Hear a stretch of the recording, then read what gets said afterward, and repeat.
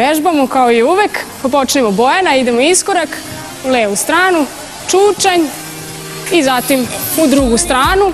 Kombinaciju dve vežbe radimo koja pogađa mišiće nogu, najveću grupu mišića, s tim da se troši najveća količina energije.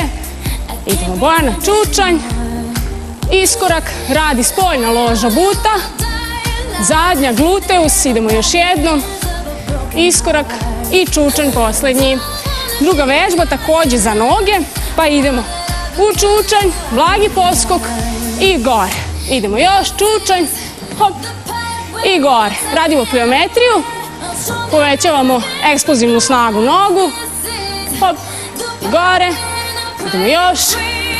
Naravno možete povećavati težine, kao što vidite mi imamo šipke.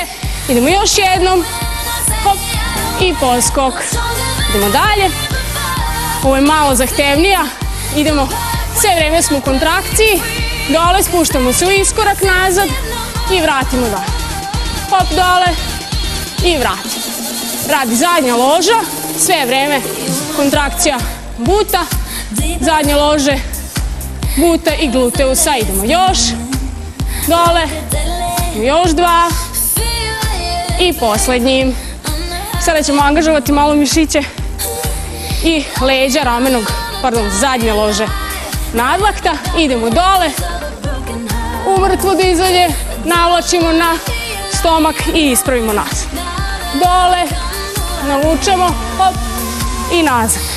Angažujemo i triceps i leđa, a prvenstveno i zadnju ložu. Naravno, ako se poveća težina, sve je to malo i efektnije. Idemo još dva. I poslednji. Toliko od nas za ovo jutro, vidimo se, vežbajte!